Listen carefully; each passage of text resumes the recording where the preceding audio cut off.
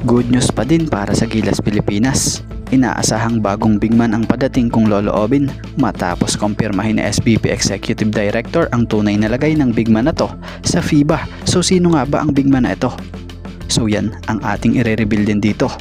At PBA dadayo sa bansang Bahrain and Dubai.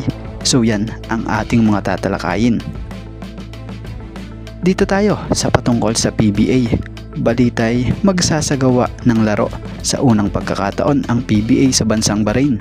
Batay sa report, nabanggit nga ni PBA Commissioner Willie Marshall, mangyayari ito sa December 15 at 17. Ang nasabing game nga ay bilang bahagi na rin ng ika-50 anniversary ng PBA. Kung maaalala nyo nung nakaraang gabi sa isang press con interview nung naglaro nga po ang SMB at TNT sa Game 5 ay kasama ni PBA Kume sa pag-aanunsyo. Itong si Bahrain Basketball Association President Ala Mudara.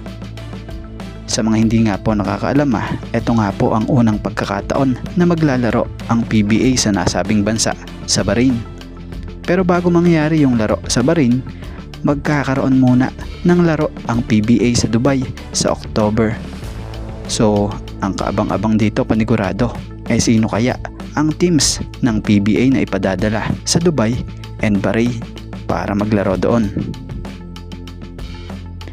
At patungkol dito sa nagkatsansa pa na bigman sa Gilas bilang lokal na si Quentin Meliora Brown. So kung nagkaroon nga nung nakaraan ng balitang yung QMB ay naturalized player na sa FIBA, ngayon lang araw naglabas ng update ang Fast Break na siyang nakapaloob rito. Credit po kinumpirma nga po ni SBP Executive Director Erica D na yung napabalitang naturalized nga po na hatol dito ng FIBA kay QMB hindi pa pala po ito final. So credit and special thank you sa Fast Break sa kanilang ibinahaging update patungkol kay QMB. Kaya pala nung nakaraang araw may nabanggit din si Coach Tim na we are still working on his FIBA clearance. We don't as yet see him as a naturalized player. So yun pala yun. So ang maganda nga po ngayon may chance pa na maging local ang nasabing manlalaro.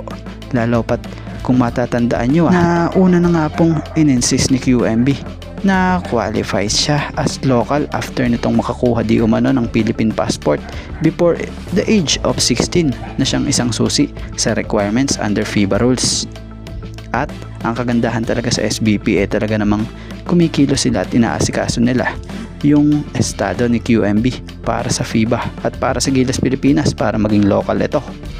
Kaya naman isa na lang ang aabangan dyan, yung pinaka-final result talaga ng FIBA, kung ano nga ba yung pinaka-final talaga na magiging hatol nila